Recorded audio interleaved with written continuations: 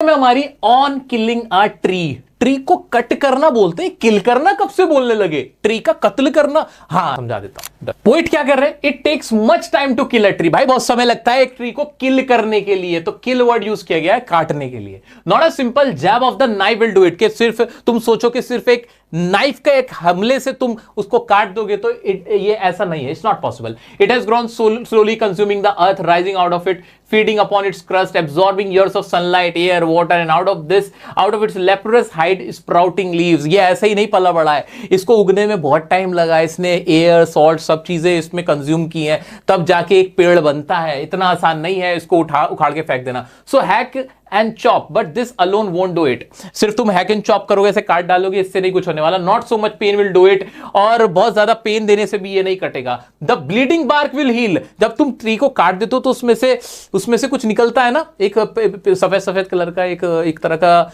Glue सा निकलता है, तो वो क्या होगा? वो निकलने लगेगा, और फिर क्या होगा? The bleeding bark will heal, वो सही हो जाएगा। And from close to the ground, from close to the ground will rise curled green twigs. और उसमें से फिर क्या होगा कि ग्राउंड के पास से ही ना नए पत्तियां, नई टहनियां निकलने लग जाएंगी, मिनिएचर बो, और छोटी छोटी सी शाखाएं निकलने लग जाएंगी, which if unchecked will expand again to form a size. और अगर तुम उसको नहीं उखाड़ के फेंकोगे, वो दोबारा से ग्रो हो जाएगा। तो पोइट कहना चाह रहा है इतना आसान नहीं है ट्री को कट करना, कि सिर्फ नॉर्मल चॉप करके नाइफ की मदद से आप सोच रहे हो कि कट कर दोगे। नहीं, उसकी जो शाखाएं हैं वो दोबारा ग्रो होने लगती है, लीव्स दोबारा ग्रो होने लगती है। No, the root is to be pulled out. उसके लिए तुम्हें काटने के लिए क्या करना पड़ेगा? तुम्हें जो जड़ें उसको पुल्ड आउट करना पड़ेगा out of the anchoring earth. It is to be robbed tied. वो जो एंकरिंग अर्थ है, वो जो जमीन के अंदर जो जड़ें हैं, उनको तुम्हें निकालना होगा।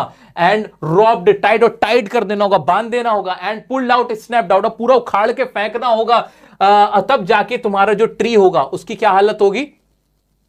हाँ, out from the earth cave and the strength of the tree expose. और तब तुम्हें समझ में आएगा कि जो ट्री की जो स्ट्रेंथ है वो क्या है। The source white and wet, the most sensitive, hidden for years inside the earth, then the matter of scorching and choking in sun and air, browning, hardening, twisting, withering, and then it is done. फिर क्या होगा? जब तुम उसकी जड़ें पूरी निकाल के बाहर फेंक दोगे, पूरा ही उखाड़ के बाहर फेंक दोगे, और तो क्या होगा? फिर सनलाइट में जो उनका कलर है, जो जड़ें हैं, वो भूरी हो जाएंगी, और उसके बाद वो सूख जाएंगी। और जब पूरी तरह से सूख जाएंगी, हार्ड हो जाएंगी, और तब जाके एक ट्री का कत्ल होगा। ऐसे ही नहीं, तुम उसके लिए क्या करना होगा? नॉर्मल कट करने से कुछ नहीं होगा, पूरा उखाड़ना होगा, और उखाड़ के भी फिर बाहर फेंकना होगा। और फिर कुछ दिन तक, जब कुछ समय तक वो पूरी सूख जाएंगी, पीली पड़ जाएंगी, भूरी हो जाएंगी, तब जाके पता चलेगा कि एक ट्री मरता है या ट्री का कत्ल हुआ है।